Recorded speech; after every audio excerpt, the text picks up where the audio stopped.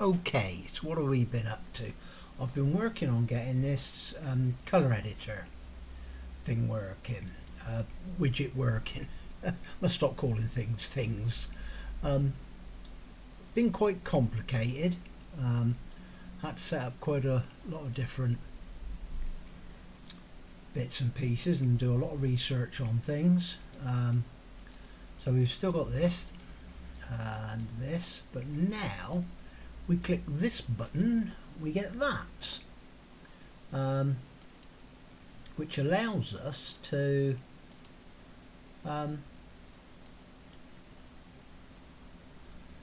funnily enough, the hardest part of this was working out how to do tables and columns so as you can get this stuff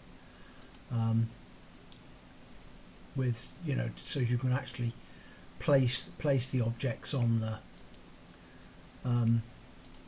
form in the correct position, to otherwise they end up, it's really difficult to get all the bits and pieces in the right place. Anyhow, enough waffling about that. This is all been done in here, so we call in the color 3 here. We set it with a startup color, and then we do add all the bits, created a color pop-up. The idea of that is hopefully later on I should be able to adjust the size of the pop-up so it's not quite so large, or different things like that. Then we set up the starter table. I've added begin table, so you can add tables to it now, and then we have to build the square with all the colours in, add another column so as we can put the light colours. This will eventually have the original colour in, so this will have the colour you start with, so then you can adjust it, and then if you want to go back to the original colour you simply click that and it will go back to the colour.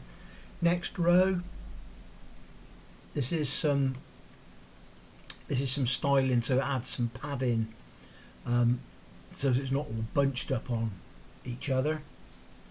Then add the hue slider, which is the one underneath the square. Little bit more padding, style type things in there, and then we can add the drag floats are all working now. You can't drag them yet, but they're getting input on that now. So yeah, so we now get you know, quite a handy looking little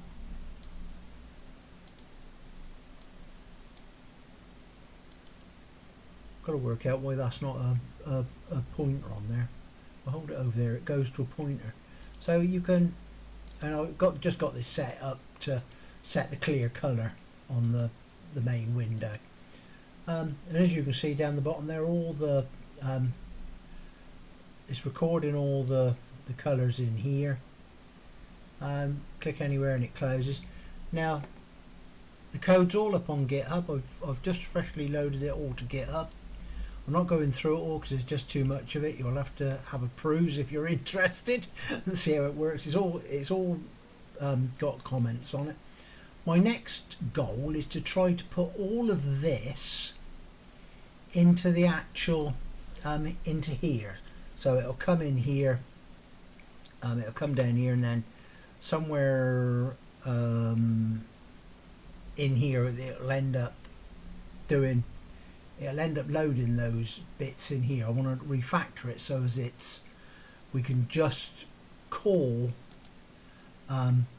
this, and that will be it. We won't need to do all of this to get a color editor open. It'll be one little block of code like this to work with.